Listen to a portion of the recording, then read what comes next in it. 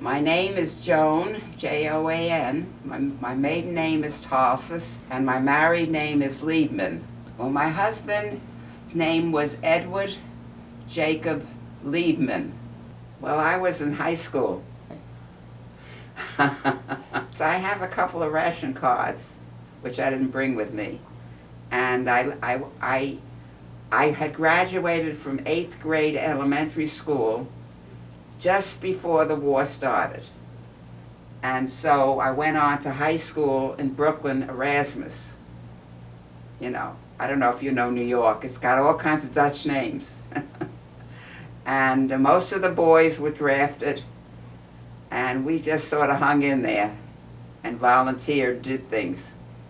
Well, for instance, my brother told me that he was younger than me. He went around with other Boy Scouts, and they collected a lot of aluminum cans and things. And there were certain foods we could eat that weren't rationed. This is something my mother and father did. I sort of hung in there, feeling sorry for myself because I had no dates, because all the boys were in the military. So, but it was interesting. Well, first of all, he was a wonderful dancer. I never was with somebody who drove a car better. He never in our whole life together, this is before I married him, he drove through an ice storm to take me to a party when we were dating, and never skidded, never stopped for a traffic light, and got there and got me home, and never yelled at the other cars like my father did.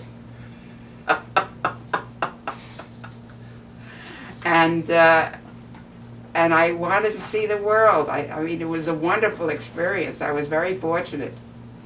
And he was one of the few Jews that was on the ship. I think there were three of them.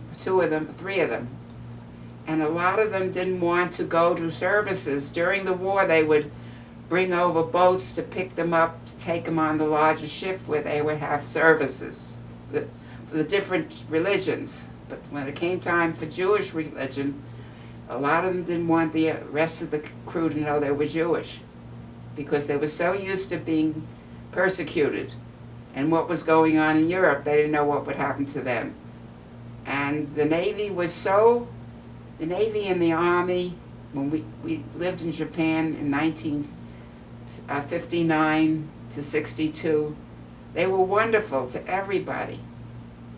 And we only hope America doesn't go the way of Germany, because the Germans were the most civilized country in Europe.